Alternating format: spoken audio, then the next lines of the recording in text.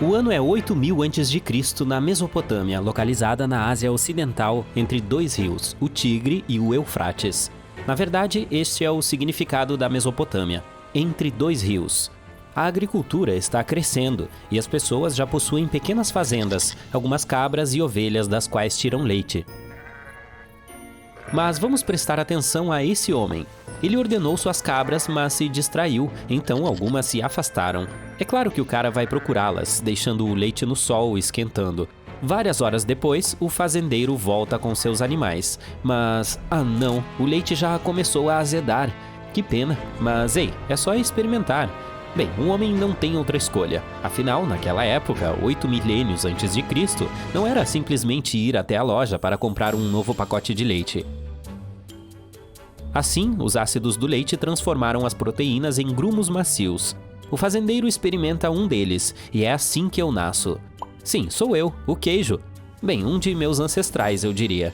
Esses são os primeiros globos de queijo de construção macia, mas esse é o começo. Na verdade, um começo bem sucedido e um grande avanço. Você pode imaginar que antigamente as pessoas não tinham uma grande variedade de produtos. Nada de doces ou batatas fritas, e nem mesmo batatas. Isso é coisa de alguns milênios atrás. Mas assim como hoje, muita gente naquele tempo era intolerante à lactose. E não é que houvesse leite de soja e outros tipos sem lactose para substituir o original. Mas o queijo, embora ainda seja um alimento lácteo com as mesmas vantagens do leite, contém muito menos lactose. Portanto, é mais fácil para o estômago. E também delicioso, é claro.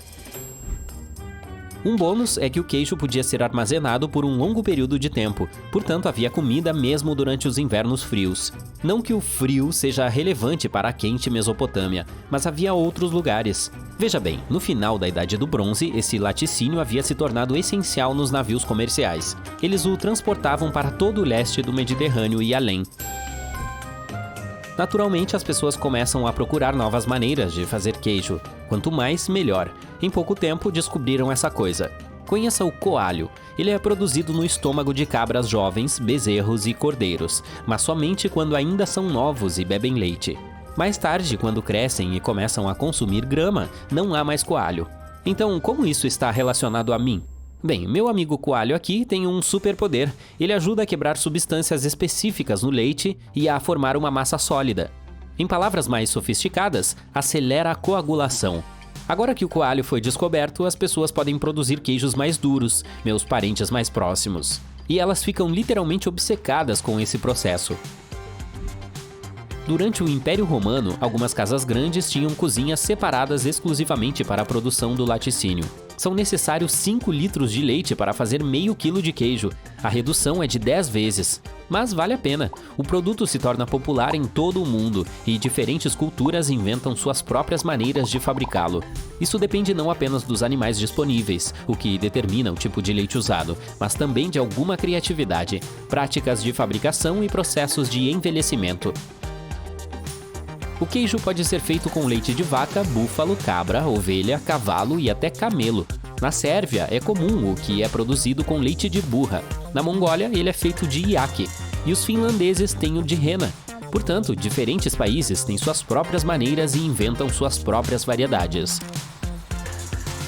Por volta do século XI, os gregos, por exemplo, criaram meu primo, o feta, que é feito de leite de ovelha e de cabra. Mas naquela época não havia um nome para ele. A palavra feta, que significa fatia, começou a ser usada no século XVII. Nos tempos modernos, esse nome é protegido por uma marca registrada. Isso significa que somente os gregos têm o direito de chamar seu queijo de feta, e qualquer um com essa marca deve atender padrões claros para ser chamado assim. Mas alguns queijos soam estranhos para a maioria, e nem todo mundo é corajoso o suficiente para experimentá-los. Há um tipo chamado Casu Marzu, meu primo chique da Sardenha, que é considerado uma iguaria. Ele é feito de leite de ovelha, nada muito especial a essa altura, mas contém larvas vivas. Sim, você entendeu certo, as moscas põem seus ovos ali.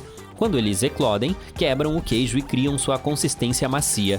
Qualquer pessoa corajosa o suficiente para experimentar esse produto deve comê-lo enquanto as larvas ainda estiverem vivas. Depois disso, não é mais seguro para consumo. E aí, você teria coragem? Bem, vou contar um pouco sobre meu outro primo, o cheddar. Ele se originou simultaneamente no Reino Unido e nos Estados Unidos. É feito de leite de vaca pasteurizado e tem uma cor alaranjada. Originalmente era laranja porque as vacas daquele tempo tinham uma dieta de grama rica em beta-caroteno, o elemento que deu essa cor. Assim, o cheddar de alta qualidade foi estabelecido como um tipo de cor laranja. Quando os produtores começaram a obter o cheddar branco, passaram a tingi-lo de propósito. As pessoas ainda fazem isso hoje, adicionando a planta urucum ao laticínio. Os queijos variam em dureza, cor e sabor, mas você sabe o que parece ser comum na maioria deles? Os buracos. Veja, eu também tenho alguns. Então, por que isso acontece? É por causa da maneira de produção. A maior parte dos queijos é feita com a adição de bactérias ao leite, e os furos são criados durante esse processo. Essas bactérias consomem ácido lático e liberam pequenas bolhas de gás. Elas ficam presas no queijo e depois estouram, formando esses pequenos buracos. O tamanho deles depende da temperatura do leite e de sua acidez. A maioria dos suíços tem furos muito grandes. Eles são feitos em uma temperatura de 21 graus e permanecem assim por cerca de 6 semanas. Portanto, o produto é muito macio e as bolhas ficam especialmente grandes. Além disso, você provavelmente notou que alguns queijos estão cobertos de pó branco. Não se preocupe, eles não estão mofados e são totalmente seguros para o consumo. Essas partículas de poeira são chamadas de cristais de lactato de cálcio, também conhecidos como cristais de queijo, e significam que o produto é saboroso e bem envelhecido. Após a Revolução Industrial, as pessoas foram substituídas por máquinas. Fábricas de queijo foram abertas em todo o mundo. Agora, 10 mil anos após a invenção dele, existem mais de 2.000 variedades. Provavelmente o favorito em todo o mundo é a mussarela. O tipo feito com leite de búfala é originário da Itália. Você pode pensar que os italianos são a nação que mais consome queijo, mas está enganado. Os maiores fãs são os franceses, a Itália vem logo atrás. Além disso, algumas culturas têm tradições estranhas. Por exemplo, uma cidade na Inglaterra realiza uma competição de rolar queijos pelo menos desde o século XIX. Bem, os primeiros registros são dessa época, mas alguns acreditam que isso acontece há 6 séculos. Então funciona assim. Há uma colina de 180 metros de comprimento. No topo, uma roda de Double Gloucester é enviada para baixo, e as pessoas começam a correr atrás dela colina abaixo. A primeira a chegar ao final é a vencedora e recebe o produto.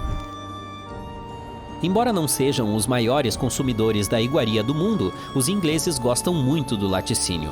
No século XIX, a rainha Vitória ganhou uma enorme roda de cheddar como presente de casamento. Ela pesava mais de 540 quilos. Uma vida inteira não seria suficiente para comer tudo.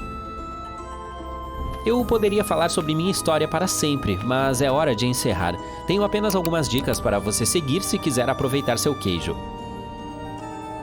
Não o armazene próximo a um produto com cheiro forte. Ele absorve muito bem outros aromas, que interferem no cheiro e no sabor originais. Não corte o produto não pasteurizado até que você esteja pronto para servi-lo. Deixe o queijo descansar por meia hora fora da geladeira antes de servi-lo.